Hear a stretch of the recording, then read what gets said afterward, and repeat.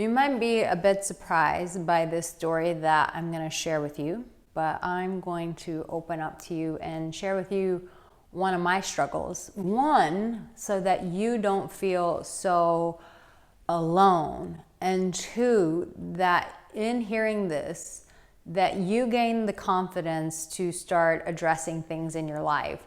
You see, we all have those demons, we have those skeletons in our closet that none of us want to talk about, none of us want to face.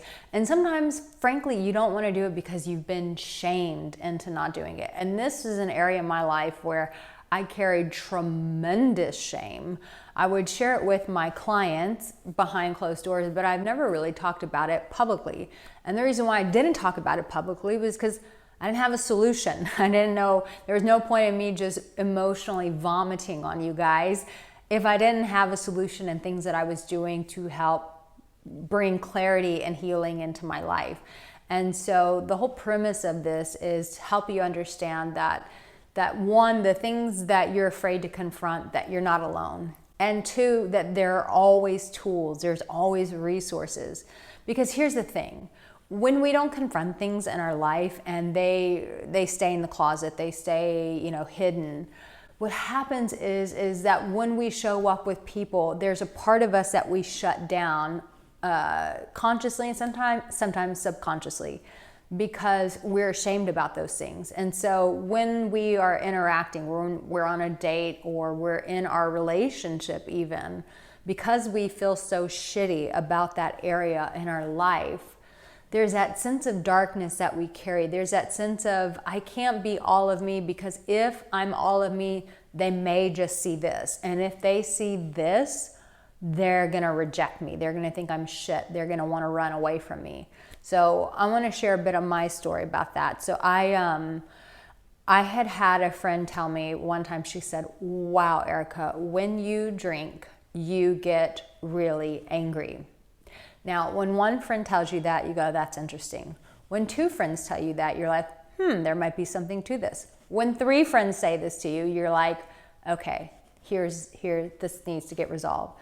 So I had always struggled with rage and anger, and I never really openly talked about it because it was so demonized in Western society. Now we're starting to talk a bit more about mental health. I don't think rage is something that we're still very comfortable talking about. I think for men, it's maybe more accepted, but even in that, it's like, I think that men get shamed with talking about rage. Everyone gets shamed with rage. Like, that's that one dirty bug. And so I'll never forget, this was in Bali, and it was during COVID, and I thought I had signed up for a breathwork class. And the story is that all the women were laying on the floor. There was like one guy, and all the girls were being women, and they were just like laying on the ground. They were doing their breath work. They were tapping into their emotions, and you could hear them like, and they were like crying. And I was not one of those women. I was on the ground being like, like pissed. And so the instructor, like I said, I thought it was breath work. It was something way more than breath work. The instructor saw me, and she looked at me, and her eyes lit up, and she said, in a beautiful German accent, hers is actually beautiful. I don't think, anyways, I thought hers was really beautiful. I think hers is really beautiful. And she said to me, oh, you have rage. And she said, this is wonderful. And I said, and she goes, let's play with your rage. And I was like, oh my God, I never heard anybody, like in that moment, I just could have broke down and just cried, because everyone always made me feel like I was a monster because I had rage. And the reality is everyone does. Everyone has anger. They have things that they're really pissed about, things that have happened in their childhood that really piss them off. But we're not told what to do with it, and so we just put it in a dark corner. And so she started giving me tools of how to release rage from my body. And so what happened is I felt like this whole other part of me could start being seen by other people. I believe it's really why I'm going more in depth with my work, is because of this work that I started doing with my now therapist. And she does nervous system work with me in my body, helping me to release emotions of sadness and pain, things that I've that I've tried to deal with, but I just didn't have the solution to. It's raining outside. And so she taught me how to move through that. And because I dealt with that, it gave me a different confidence to shine, to show up, to talk about the things that I'm most passionate about. And the reality is this, my darling, there may be things in your life that you are not addressing. And because you're not addressing them, it's probably pushing love away. You're probably pushing healthy women away, because with the damaged women or damaged people that you go, oh, well, they can tolerate this because they have their own mess, they have their own shit, so I don't feel so bad about my shit because they have their shit. But when you look at really healthy people, you go, oh, I'm not deserving. That shame is there. I don't really deserve that person. They're too good for me.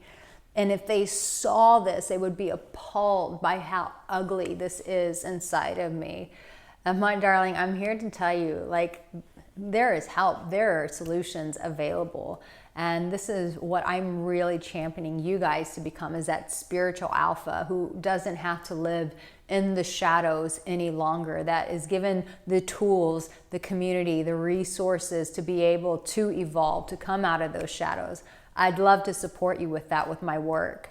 But listen, my darling, there's always freedom on the other side. But as long as you stay safe in your insecurity, as long as you stay in your comfort zone of insecurity and you don't come out of that, you'll never be the confident alpha. You'll never be the confident man that's fully loved and accepted for all of who he is. And the reality is as much as you think you're good at hiding it, people see it. Just, I wanted to hide that area of my life. My friends saw it. People could see it. When I got pissed off, people could see it. And I'm not saying I don't get pissed off. I still will raise some hell. But now I have tools to help me regulate my emotions, to release the anger, to become friends with rage and release the rage. And I'd love to support you in getting redemption in those areas that you've been too shameful to deal with. And now's the time to come out of hiding.